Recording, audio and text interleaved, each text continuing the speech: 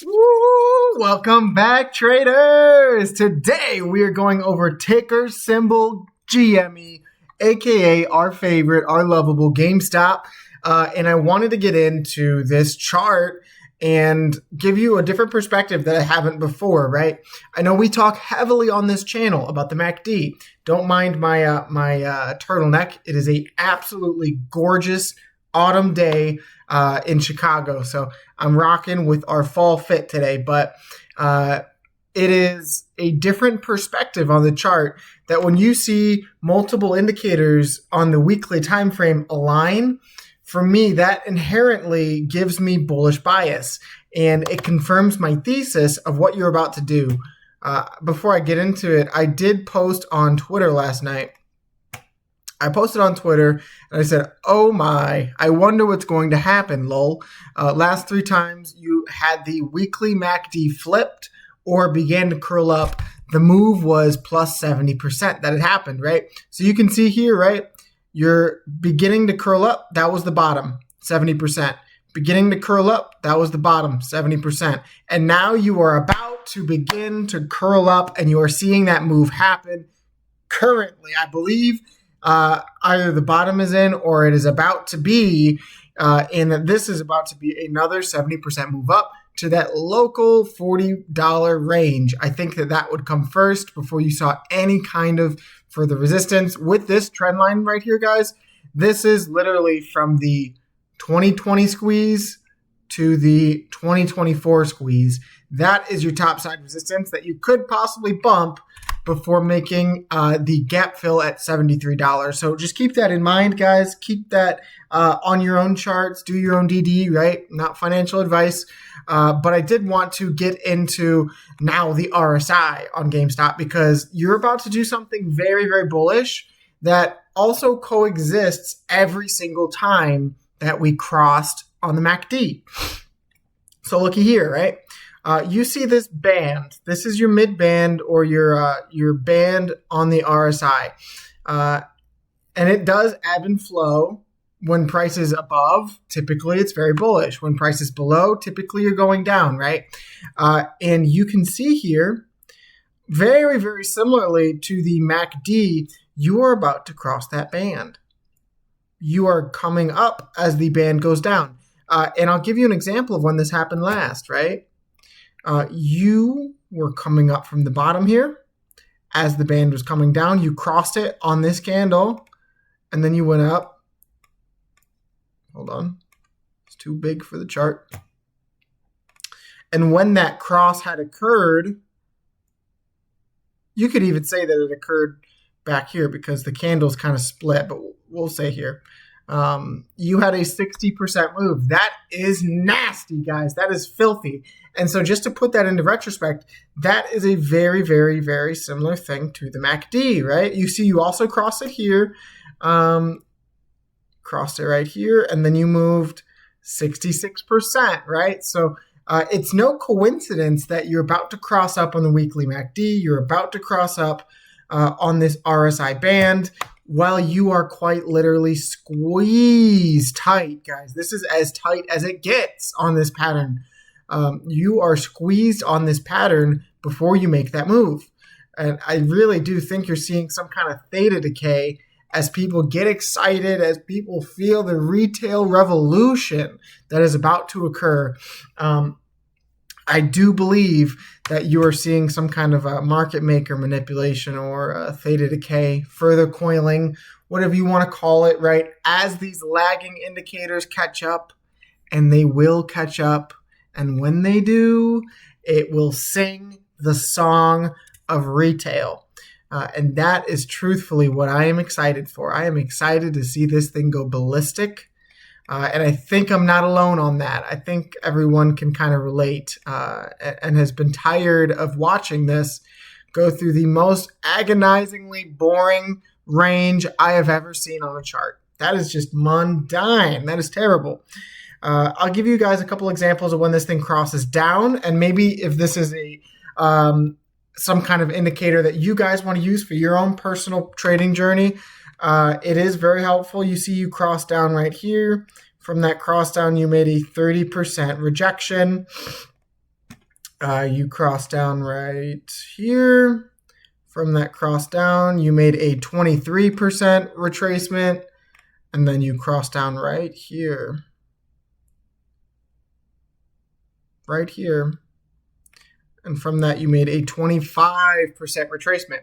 So the ebbs and flows of the RSI can really be predicted by this midband. Getting above it on the weekly is a tremendously bullish thing.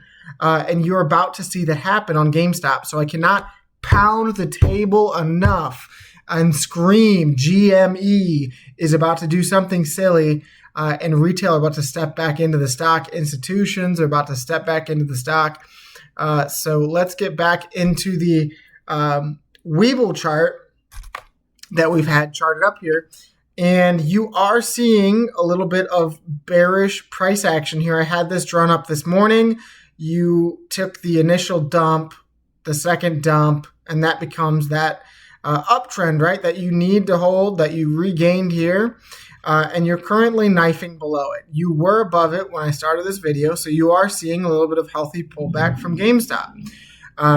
Not to say you couldn't wick above and close above that, no, but you are about to have the 9-day EMA on the 4-hour cross below the 50. Typically when that happens, right, it crossed up here, you saw a big boom. Cross down right here, you saw a little retracement. I would expect this thing, and it looks like it's going for it right now, to go down to this uptrend right here and to test it one more time before you make a higher high, right? So as long as you're making a high and a candle close above this 2218, you can see you just closed the day here. And I would expect some kind of after hours wick. I would hope you could pump and then gap up. That would be great, but I would anticipate you to stop right around 22.26 to form that higher high or higher low, and then look for a higher high on price action. But my thesis remains the exact same. It is a very, very, very low volume day. 5.4 million shares traded at the bell. Ding, ding, ding, ding. Compared to your bullish volume, almost double that at 9.5. So today, in my opinion, not financial advice, was a big nothing burger. And I would expect going into the end of the week, going into week candle close, for today's price action to be completely invalidated. You're currently sitting here with a doji. You do not want to see any kind of like graveyard doji or shooting star, right? Maybe if this closes all the way at the low, that would be pretty significantly bearish in my opinion. You could see last time you had doji close on the weekly of this candle, you open up the next week at a 5.27 loss. I would anticipate bulls step back in here and you close somewhere below the 9-day moving average on the weekly. And if you got above that, even better, right? You could totally go for something on Friday, especially with earnings being Monday or Tuesday. Oh, tomorrow's going to be a very, very big day, guys. But I will continue to study and watch this weekly MACD flip, because that is going to be perfectly aligned with our thesis that once this moves, and you truthfully only have a week to do it, guys, once that moves and flips, we're watching for the cross of the 0 line on the MACD, because that is when things get volatile. GameStop. I feel like we have a pretty good coverage on GameStop. Please, please, please slap the subscribe button. We're up to 321 subscribers, guys. I'm going to continue to cover GameStop, NEO, AMC, Bitcoin, altcoins, right? I want to do dividends next. So make sure, don't miss it. Slap the subscribe button. I'm going to be here twice a day. So I will be covering, let's look into AMC and let's see that coverage for the day. So AMC, a little bit of a wicking candle here. You are beginning to get that cross down on the weekly MACD, which we said we didn't want to see. So you need a reversion here. You need a pretty mean, a pretty sharp reversion here to get out of this trading range. Because if you confirm and close below this on the weekly, you are going to come down to this 250 triple bottom, which would be a really nice spot long-term wise to accumulate shares. Not financial advice, right? But that is my opinion, that if you come down here and the volume just continues to be lackluster, you will see a very, very hard bounce, maybe even up to $4 again, right? You came down here, hard bounce. Came down here, possible hard bounce. And when you get that hard bounce, guys, it is my thesis on AMC that you will see a test of the 200-day EMA. Now only sitting at $3.60. You have not successfully closed above this thing. Smack dab right there. You rejected it pretty hard. You have not closed above this thing since 2023, guys. And truthfully, you have not gotten a golden cross like what we're looking for on AMC since, let's see. You've not gotten a golden cross since February of 2021. So that gives you guys perspective, right? You saw this absolutely maniacal double bottom in price into a squeeze in which you filled some gaps along this trail down. Very, very similar to our setup today. You then saw indicators catch up off this squeeze, a test of the golden cross, and then you had your June squeeze. That is quite literally what I'm looking for to happen going into this meme season. Everyone says alt season. When rates get cut, because the jobs numbers just came out recently, and they weren't great. So the Fed's probability to cut rates has just increased. I saw numbers up to 90%, 95%. And I think we know what happens when rates get cut. I'm shocked it's not priced in yet, but I would expect a mean reversion of all risk on assets and small cap stocks. And whether or not you get down to these levels before that happens, I just know when that happens on the 16th, it's game on, guys. Like literally. You could see us mount the 50-day EMA, which is what I'm planning to do, what I'm hoping to see. And then for that 50 to begin to curl up into this downsloping 200, you get the first golden cross in over 5 years, guys. And then you look to fill these gaps. $13, $19, and $43 in a squeeze-esque move that primes the Bollinger Bands, right? Primes the Bollinger Bands on the monthly. Very similar to Neo's stock chart. Primes the Bollinger Bands to begin to expand as they are already doing so. And you'd like to see either a wick down to touch that band and then go. Maybe that's your all-time low. Touch it and then go. Or just a mean reversion now. You got to get above this mid-band, guys. You have to at 370. So that is my coverage on GME, on AMC.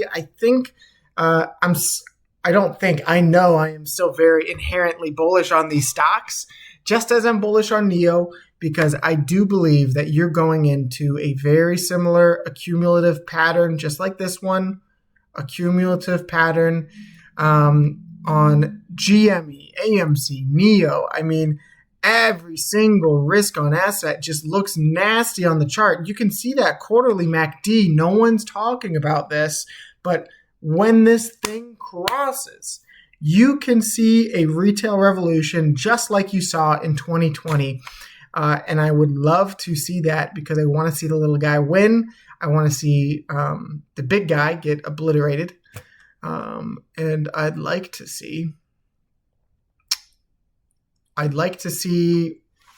the retail movement continue to fight for fair and free markets just like they were up here, right? I think the movement in totality, what got me into the stock market was this movement, was fighting for fair and free markets and was pulling each other up, pulling our friends and family up by the bootstraps and saying, you can make it in this market. If you learn, you have to be able to make mistakes and learn from them, guys. And that is what I love the most about this picture, most about this story.